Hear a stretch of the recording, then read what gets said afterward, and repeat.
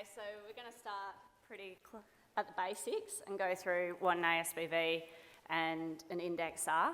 Hopefully you all have fond memories of your biology class at school and know that a farm production is an interaction of genetics and environment. So that's not just for livestock that we're talking about today, that's for your cropping systems as well. It's dependent on your environment and the variety that you're using. So if we go to our maths class, we know that if we can do if we know the environment and the performance, we can work out the genetics. And if we know the genetics of an animal, we can work out close to the true breeding value and make some genetic gain. So if we can look at an animal, we know if it looks better than the animal next to it at a sale, but what's causing that animal to look like that on the day. So we can look at the feed that's going into it. The age of the animal will also impact how it performs on that day. If there's a 70-day difference between that animal and the one there, that could be the reason that it's 10 kilos heavier. We can also look and see if it's a single or a twin. If it's a twin, it's started its life off harder, and that could be why it doesn't look as great as the animal next to it. As well as dam age. If it's come out of a maiden ewe, it's going to be already impacted. And as well as if it's got a disease or parasite. So if we know all of that, then we've also got the genes that will impact it. So what we want to do is use all of this information and narrow down on just what is it passing on to its progeny, and that's the genes. So as well as everything that we know about the environment, we need to know the heritability of the traits that we're looking at. So the impact that the genes have on its performance vary between traits. For example, here we've got our fleece traits like fibre diameter, they're highly heritable. So what we see in the animal's performance has a huge impact because of the genes. We've also got traits that are low heritability, and so the environment has more impact, so they're harder to select for because we can't just go, okay, that animal's good at it, let's select that one, because the environment's going to have a huge impact. And that's examples of that are your fertility and the harder traits to select for, like number of lambs weaned. So if we take all of these into account, that's what we do at Merino Select and Lamb Plan, and that's how we get the ASBVs.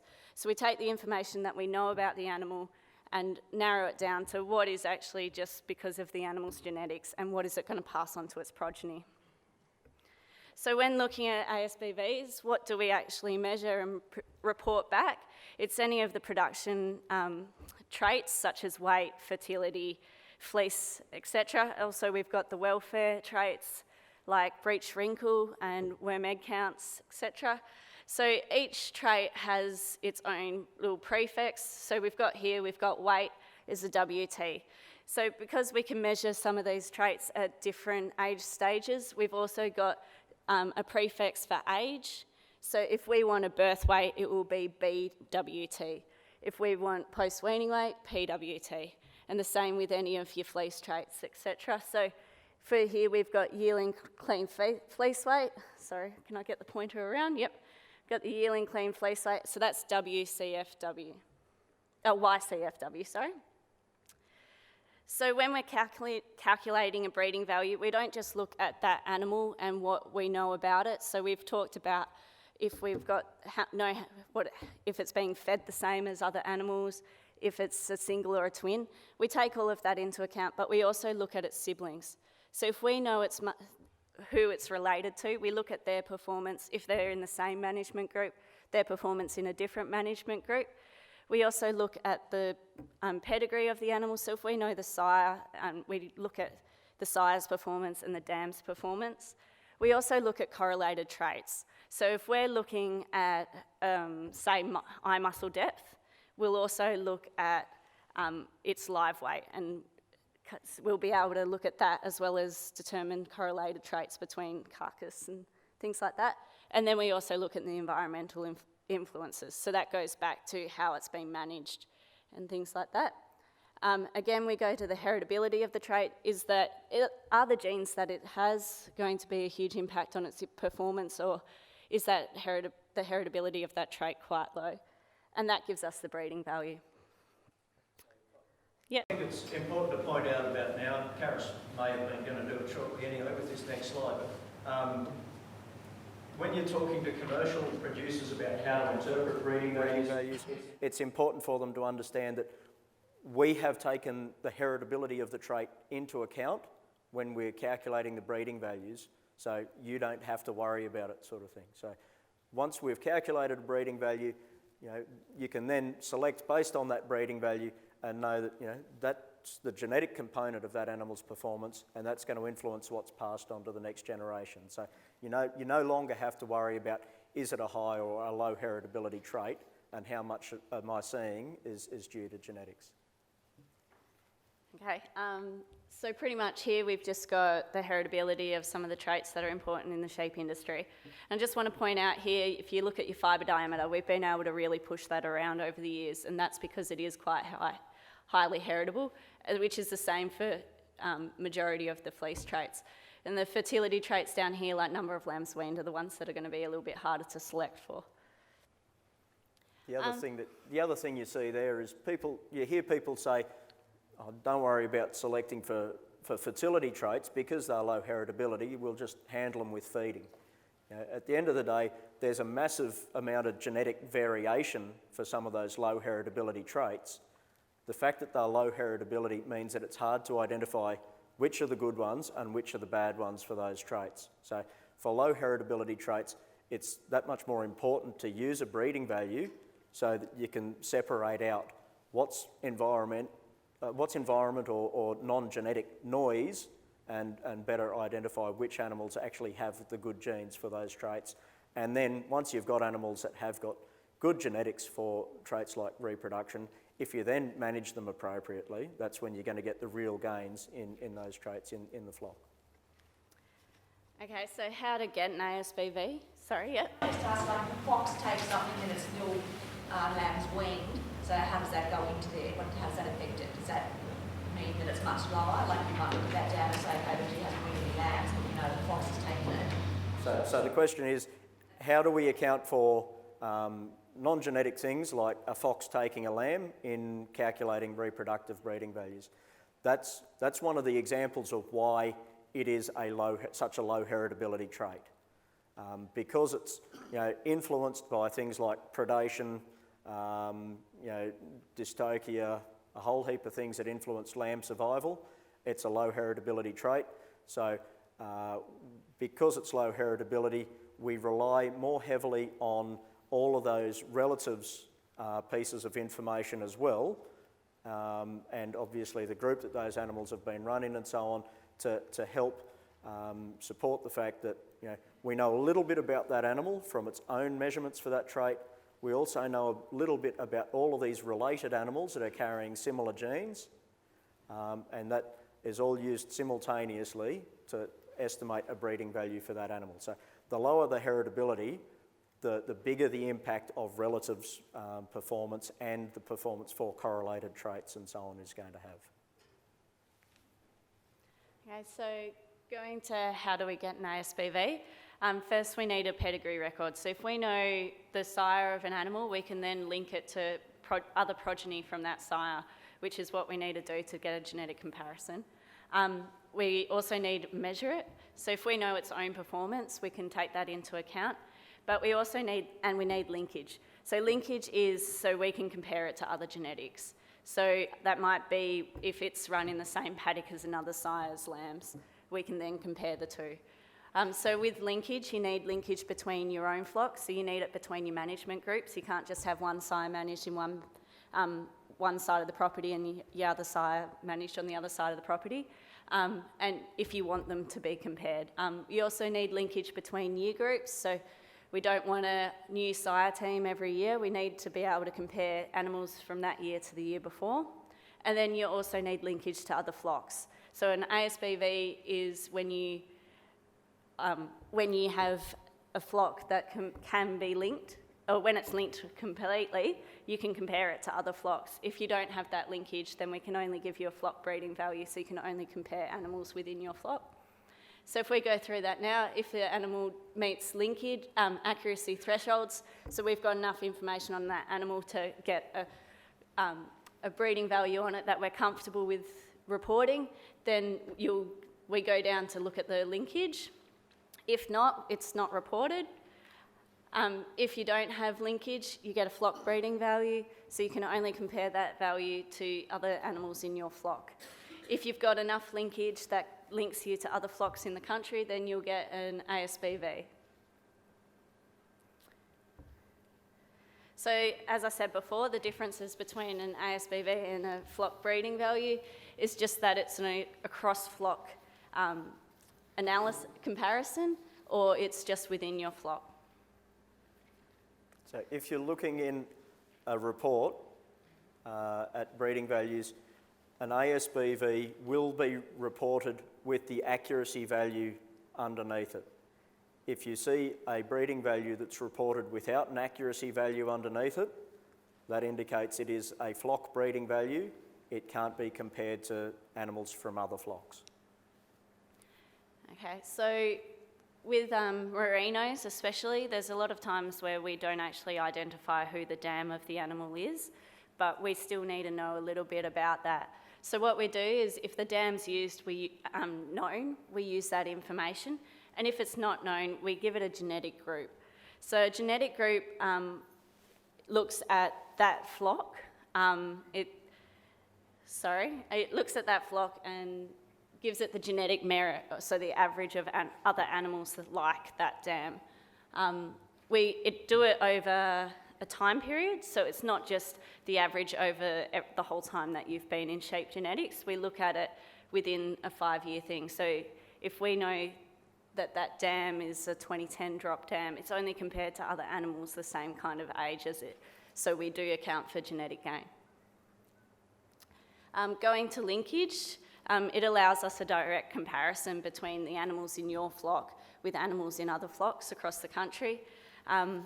And we do need it across the management groups, as I said before, across the years within your flock, and then we need it across flocks. So linkage works both ways. You can give a sire to someone else that links you, or you can bring in genetics from somewhere else into your flock to link you. So just an example of linkage, if we've got 3 different flocks, and we look at their live weight, there's a fair bit of difference of live weight at the same age stage.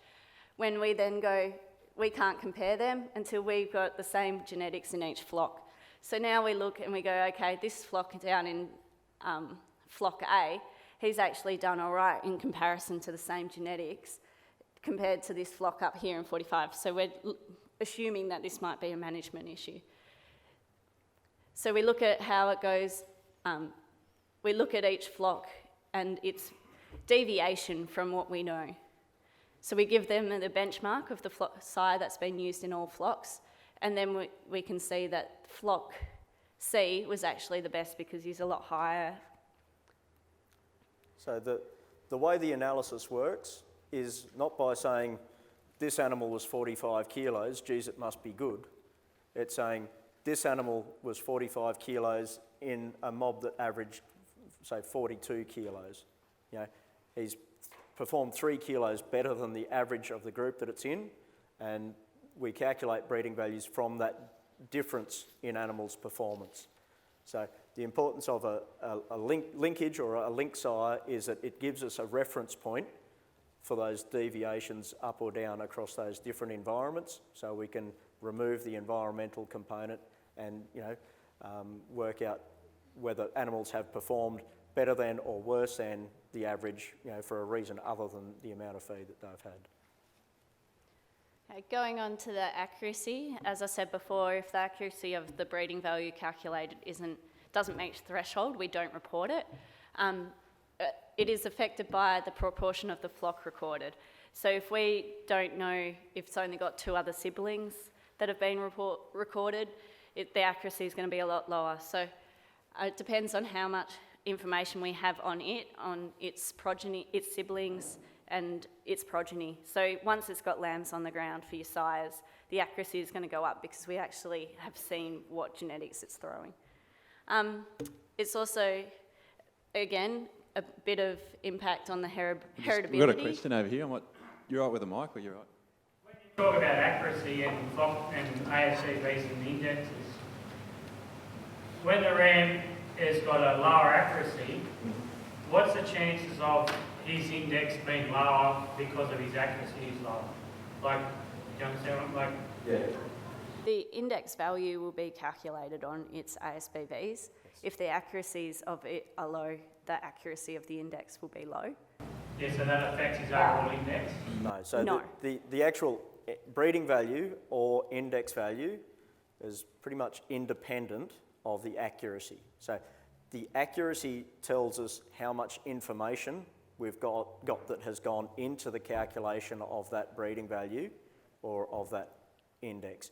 The breeding value itself tells us how much better than or worse than the rest of the mob or the rest of the breed we think that animal is for that trait, and the accuracy tells us how much information has been used and therefore how good an estimate that breeding value is of that animal's true breeding value. Like I said, the index doesn't actually change in relation to the accuracy. As we find out more information about that animal, we might find out that, maybe our estimate was pretty much right, maybe we've underestimated slightly or overestimated. So as we find out more about an animal, its breeding value could stay the same, could go up, it could go down a bit. But based on the amount of information that we know at that point in time, that's the best estimate that we can make of that animal's breeding value. As our accuracy increases, we are more confident that that is a good estimate of that animal's true breeding value. So there's another couple of slides about that just coming up now. So if we don't answer that fully for you, stick your hand up again shortly. So as Hamish said, if we look at the amount of information that we know about the animal, the accuracy goes up. So we've got here, if we only know the own measurement for staple strength. So staple strength has a moderate heritability. So we can see that the accuracy is about 60%. Once we add in information, so we know its parents, we've added them in, and we've added in that it's got 15 and a half sibs, the accuracy goes up to about 70%. Once we know more and we've got progeny on the ground, the accuracy goes up again. So we've only got 30 progeny, and we're already close to 90%. And then once we've got around 200 progeny, you can see that we're getting very close to that true breeding value. So the estimation of the ASBV is quite high. So you can see there, sorry Karis, if we could just go back a slide. You can see there, as we know more about other relatives, as we know more about progeny and so on, the animal's own performance contributes less in proportional terms, contributes less to that animal's breeding value. Because by the time we've got 30 progeny running around out there with measurements, each of those lambs has got half of its genes from mum and half from dad. So we've got 30 animals that are carrying half of the genes that we were measuring in that one animal itself. So we're spreading any risk of environmental things that we haven't accounted for with its own performance. We know a lot more about the genes that it's carrying from those measurements for progeny, so proportionally its own information accounts for a lower amount. Okay, so we've got a pretty graph here. If we're looking at worm egg count and the ASBV has been given at -20, we can see here that when the accuracy is quite low, so if we've only got a mid-parent value, we've got no performance on that animal, we just know the ASBV of its parents and we're giving it an estimation, the accuracy of that breeding value is quite low, which means that the actual breeding value could be within this gap. So although we're estimating it at -20, without any information, we can't guarantee that it's actually going to perform at -20. If we have information on it, so we've measured the animal, the accuracy goes up, and also the variation of how much the ASBV might be off is lower. So if we've got progeny tests, the same thing as before, the accuracy goes up, but the amount that the ASBV can move is lowered. So we know that we're getting quite close to the breeding value. So if we go back to how we were discussing the indexes, If the accuracy is quite low, there is still room for that ASBV to move when we get more information. The higher the accuracy, the more stable that ASBV is going to be. So if you thought about that in terms of if we didn't have it in a genetic evaluation, if we just had a measurement for that animal, a raw measurement for that animal, and we haven't taken into account all of this, other ways of accounting for non-genetic or environmental noise and all the rest of it, the accuracy of that measurement on its own can't be anything greater than the heritability of the trait. It's going to be less than the heritability. For a trait like that where you've got 20% or less heritability, your accuracy of selection is going to be down below that level. So you can see there, if you extended that graph back out that way, you would have a much broader range again of where the true breeding value of that animal could sit within a much wider range. As we find out more about it, our estimate of its genetic potential or breeding value improves, so we're a lot more confident that it's within a much smaller range. So, does that explain enough for you? Is that, yeah? So as we were talking about indexes, going on to what they are, so breeding values of many traits can be combined into a selection index. It's what every breeder does. We have this is what we want to do. So we supply some indexes that rank the animals on merit.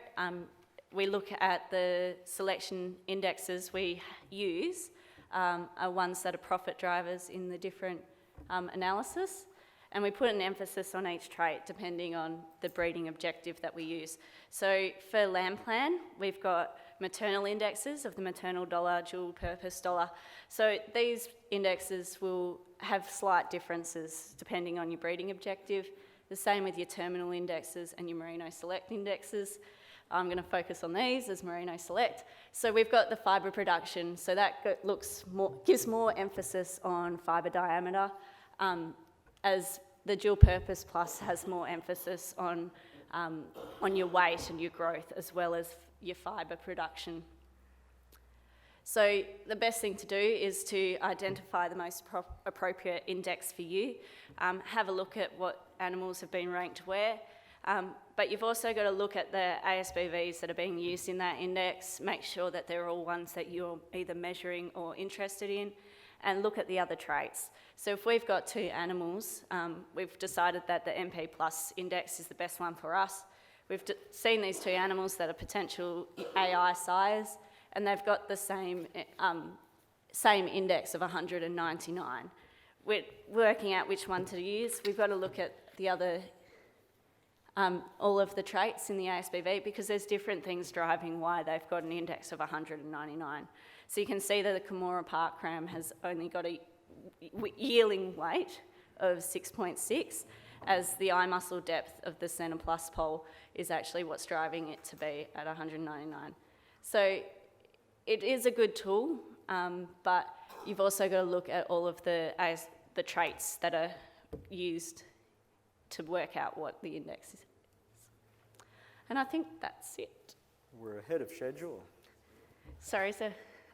Just explain, you said that the eye muscle is what's driving the Centre Plus to be 199. Well, just you've got to look and see that it's a lot lower than the other one. So the point is that the MP plus index takes into account a range of traits that influence the profitability of that sort of production system. So growth and fleece weight, fibre diameter, reproductive rates. So the point is that different animals can end up with the same index value for different reasons. If you put an economic value on each of those traits, while growth is worth a certain amount in that production system, and fleece weight has another value. So a better example is probably that the first animal on the list has got lower growth but higher fleece weight. The second animal has got higher growth but slightly lower fleece weight. The blue box still tells you that it's in the top 10% of merinos, so certainly no slouch at all for that trait. But when you take into account across the range of traits that influence it, they've come up with the same sort of economic value, but for different reasons. So a breeder needs to go back and just say, well, is that sitting in the right sort of range for specific traits for my operation? You know, with your example, I guess, you know, running a maternal self-replacing system, a better example might be, you know, growth and birth weight. You know, we want higher growth, but we don't want too much birth weight.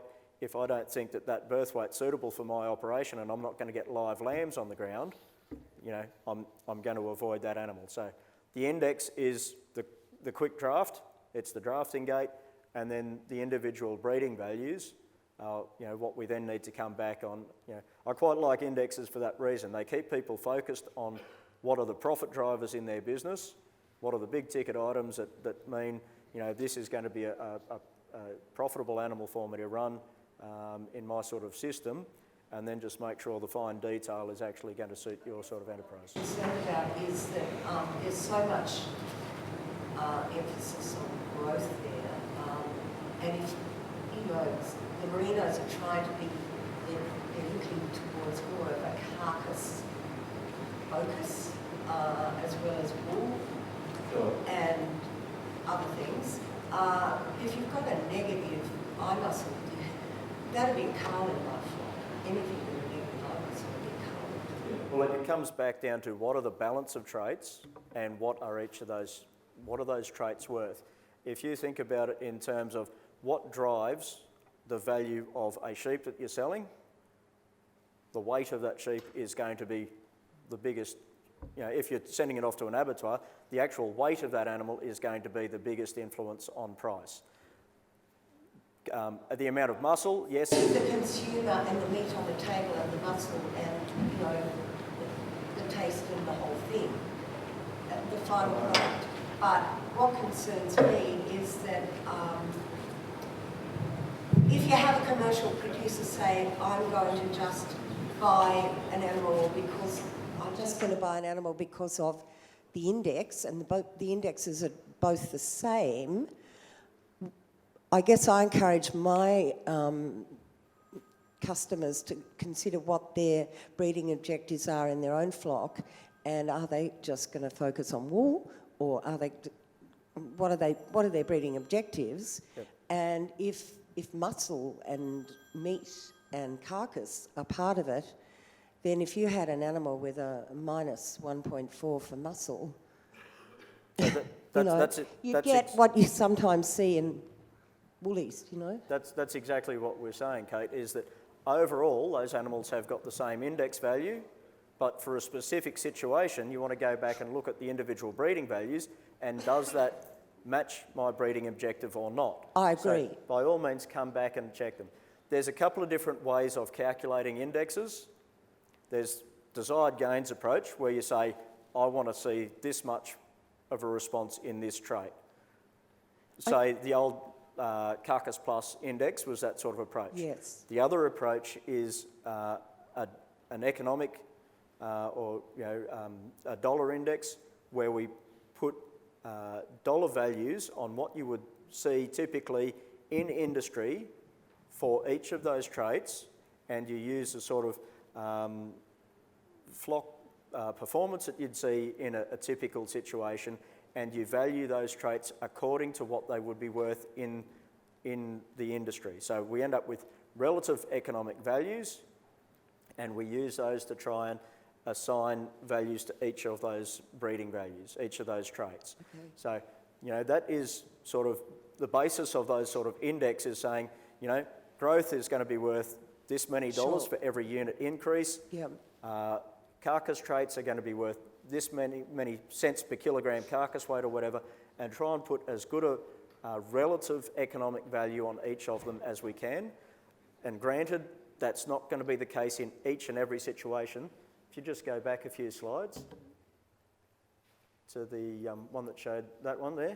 So that's why, for example, we've got a range of different merino indexes. We've got FP. Yes. Well, we've got a plus version for each that includes more traits. So FP is aimed, for example, at a merino enterprise that is retaining wethers for several shearings. Sure. In that sort of situation, growth and fertility are less important, fleece weight is important, fibre diameter is particularly important. So So that's why- the weighting of those traits. Okay. Merino production is a Understand. system where you might be shearing a wether once before it's Sure. gone out of the system.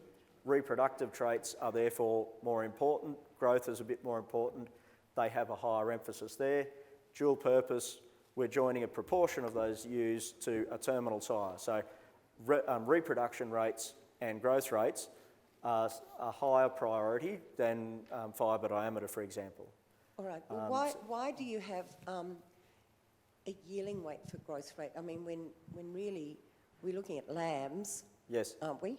Well, I guess because of being in lamb plan, it's logical that we look at birth weight, weaning weight, post-weaning weight, etc. But in the merino, it's sort of, well, I'm not in merino select, clearly, but I see that you do a yearling weight, which to me, you know, you've got to wait a year to I think decide, that's make a decision on that animal. it's a when are people measuring as well. If merino flocks are a lot larger, they're not going to be recording a weaning weight on all animals. Oh, okay. So if that's where you're going to be able to get the majority of the animals in the analysis, it's the best place to look. yeah. So it's a combination of that turn-off age and when we have Okay. records. Okay, thanks. So Thank you. definitely in FP, MP sort of situations, turn-off is probably typically closer to yearling in any case in most merino situations. It's a long once you're time starting to to keep fall an into the unproductive animal, though. Once isn't you're starting to get into the dual purpose end of the scale, then definitely people are looking at younger turn-offs. Where we can use that, we will. Right. But if the bulk of people are recording at yearling, then that's the trait that we've got it? to Okay, work with. thanks. Question is, those two animals you had up there, you were comparing the Merino Production Plus Index. What I want to know, if you used on those two animals, if you used a dual purpose plus index, does it change very much? To be honest, the slide was made a long time ago. If you look at the age of the rams there. Right. I inherited the slides, but I'd assumed that there would be a different breeding objective between the Right. two Yes. animals a bit there. So you're going to see a difference depending on what breeding objective and what index they use. Right. Now, I just wanted a bit of a comparison, like they both come out at 199 and an MP index. Yeah, how they They're go. two sires that have been used widely within the industry. Like I know everyone's going to use, a lot of breeders will use a different index, where we're sort of concentrating on a DP plus index. I just wondered whether you could, where there was much difference between those two animals on a DP plus index. There would be definitely, just the fact that they've got significantly different yearling weight breeding values indicates that as you move to a production system where growth is more important, that would be reflected in that. The other one that's a big one that isn't on that list of traits there is fertility. So as we move to a production system that, you know, the number of lambs we're weaning is going to have a bigger impact on profitability because we're, you know, slaughtering a whole lot more sheep. That's also going to have a big impact on the DP index. So yes, they would have different dual purpose indexes. We don't really have enough information there in front of us to tell us just how different they might be. Oh, we could, Yeah. yeah, I can have a look if you at want, it. we could pull up 40 odd traits and you know, a number of different indexes for those animals. It's all there. We've just chosen a subset of traits to use for the slide. Yep. Garrison, just further to what Mark was asking, on your last column there in the blue boxes, they're both 199. Now one's 50% and the other 76, I think, percent underneath. Now what does that 50 and 76% mean? What am I So looking at? that goes back to, if we get there, sorry, this slide here. So that means that the accuracy, so the stability of the ASBV is different. So if we've got an accuracy of 70%, the estimation is closer to the true breeding value, which is the line. Then if it's only an accuracy of, what was it, 30%? 50 and 76. So then it's a wider range. So that goes back, we're talking about accuracy a bit more in the future. So, It just goes back to your assessment of risk. yeah. So if I'm a betting man, I'd choose the guy that was lower accuracy because he could actually be much, much higher. So that's right. But it's an assessment of risk. Is he 1 ram and you're spending a lot of money to get him? Go for higher accuracy. Is he part of a team? Go with lower accuracy ones, because some of that team will be actually much better than you're expecting. Yes. So that's right. Accuracy. Accuracy, whether it be for an individual trait or for an index, tells us how much information have we got behind that estimate and how, close do we think that is to the true breeding value. Whether the level of accuracy you're prepared to accept, as Mark says, does depend on how reliable you want that estimate to be. It has got, pretty much an equal chance of staying the same, going up or going down as we find out more about those animals. So if you were prepared to take a punt on a young ram, he's got as much likelihood of going up for that trait as he does for going down. Yeah. If you were looking for a sire to use in an ET program and you wanted really predictable outcomes, you don't want any surprises. In that case, you might be choosing a much higher accuracy on a proven sire. Keep in mind, we do have those reporting thresholds there. If you are seeing a breeding value reported, we think it is high enough accuracy for you to be using that information. Most young rams that you're seeing at sale, prior to 2 years of age, will have, accuracies at the lower end of the scale because we don't have progeny information and all that sort of thing. So for your traits with higher heritabilities, you'd expect, 55 up to say 67, 68% accuracy on a lot of traits for young rams coming through the system, depending on how good, the recording program is. And it's not until you start getting progeny information that you get up to that 80 to 90% range. So we're probably looking at a young ram and an older ram. Yeah, that's right. That's right. And the size when you cross the box, there's multiple progeny accuracy. I'll have a look at it and see how the two rams compare now, because the accuracy of both of them will be a lot different. We'd also have a lot more information in the analysis by now for those two sires, so chances are their index value for MP Plus has probably changed since that point in time as well, so as we've found out more. But thank you. Righto. Coffee time. We're a couple of minutes ahead of schedule. Are there any other questions, or do you want to stop for caffeine? We take that as a yes.